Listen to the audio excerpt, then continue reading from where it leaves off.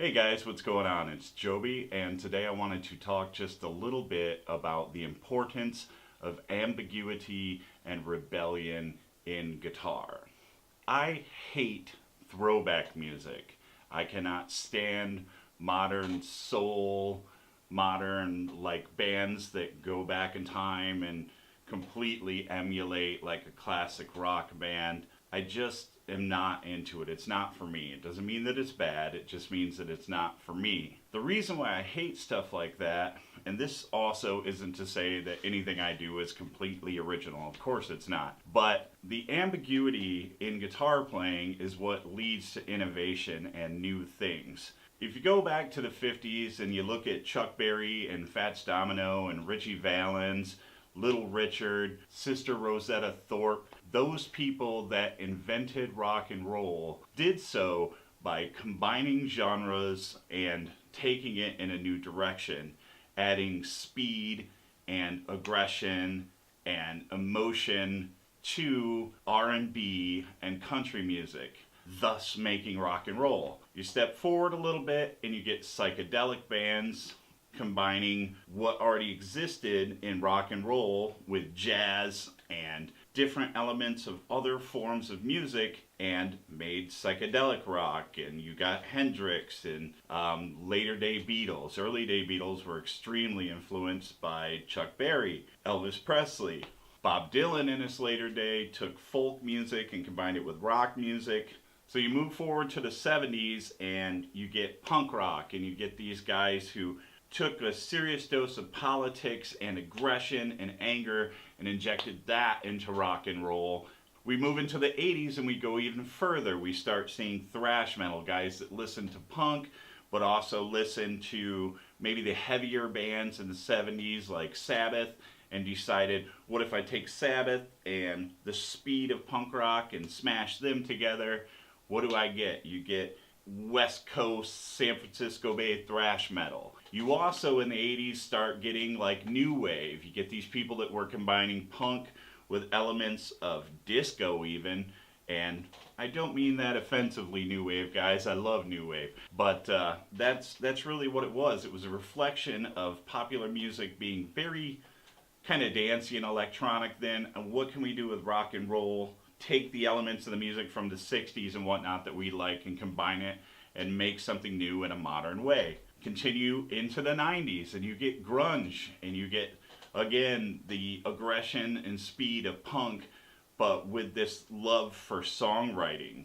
And you get bands that can really write a song, but in an aggressive manner. It continues, it continues, it continues. It's still happening today.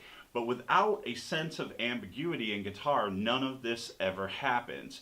You have to be willing to learn and play and fuse multiple styles of guitar playing to ever create something new, unless you're like a guy alone on an island and they hand you a guitar and you're like, what do I do with this? Okay, I figured out how to put these notes together to make them sound good.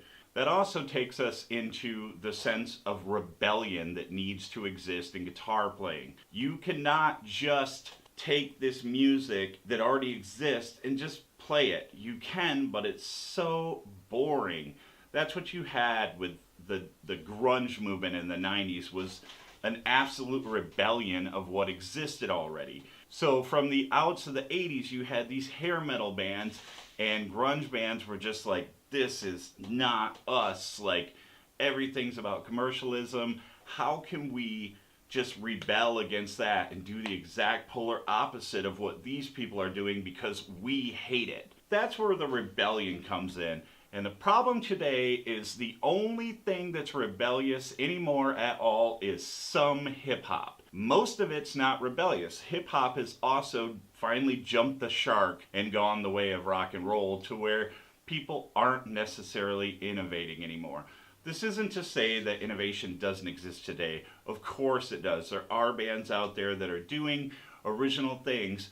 I would just like to see more. Not to pick on anybody, but if you look at a band from my own state, Greta Van Fleet, those kids rock so hard.